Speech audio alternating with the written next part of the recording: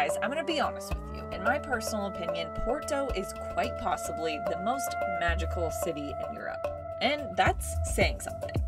There's something about this city that you can't quite put your finger on until you go there for yourself. It's spectacular.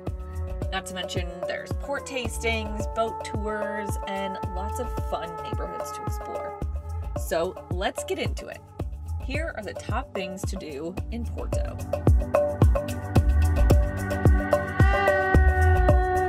Alright, if you're not careful, traveling can turn into a mission of just ticking off a list of things to do and places to see. We do not want that. Avoid this at all costs, especially in Porto. Head to the Riviera district and stop at a few cafes. Relax, enjoy coffee, charcuterie boards, bread, olive oil, olives, maybe some wine. It's really all about relaxation and enjoying your surroundings. Now, this area is fairly touristy, but for good reason.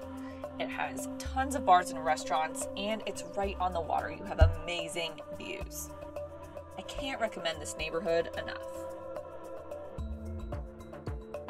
All right, so the sun is setting.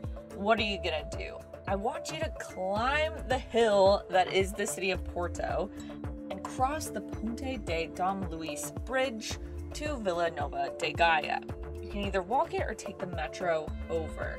So once you cross the bridge to Vila Nova de Gaia, or Gaia, you're gonna wanna head to Jardim do Moro Park. And I'm sorry about the pronunciation there, but this park is where you're gonna catch the sunset in Porto. And let me tell you, it's amazing. Grab a sangria, enjoy a live musician, all while the sun goes down in this picturesque city. It does get pretty busy up there, but not even tourist crowds can ruin this moment. So once the sun has gone down, take the Gaia cable car down to the waterside. This is where you're gonna stroll along the Douro Valley and take your pick of bars, wineries, and port cellars to have a drink or dinner. I would highly recommend the rooftop bar of Porto Cruz. While in Porto, you're just a stone's throw away from the Douro Valley, the home of port, the famous fortified wine that's a perfect pairing for dessert. While I'd recommend spending more time here, heading to the Douro Valley for some wine tastings is the perfect day trip out of Porto. If I'm honest, it's a little overwhelming choosing which wineries to go to, not to mention driving there can be a little bit dicey. So I would generally recommend booking a tour for this one if you don't want to take the time to do some research and find the wineries to go to yourself. Regardless, if you're in Porto, head to the Douro Valley to taste some famous port. I always say the best way to get to know a place is to learn more about its culture. And one of the best ways to do that is learn more about its food.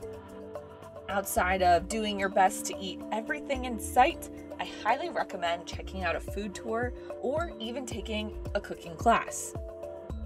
Learn how to make the famous pastel de nata, salted cod or codfish cakes, or a range of other seafood dishes.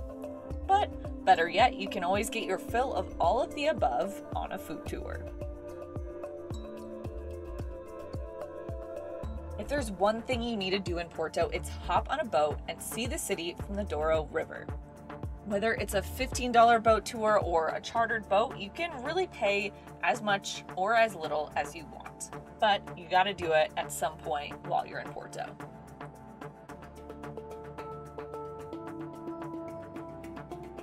While you're in Portugal, soak up all of the amazing architecture and azulejo-adorned buildings. You won't have to look too hard for it though. From the Porto Cathedral to Capela das Almas and everything in between, the stunning blue ceramic tiles can be found almost everywhere you turn. Really beautiful stuff.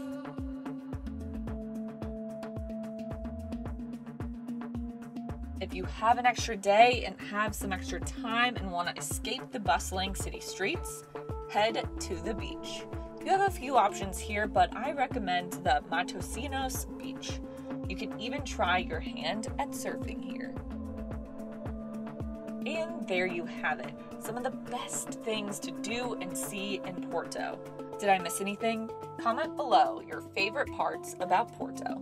And don't forget to hit that like and subscribe button if you are enjoying this content.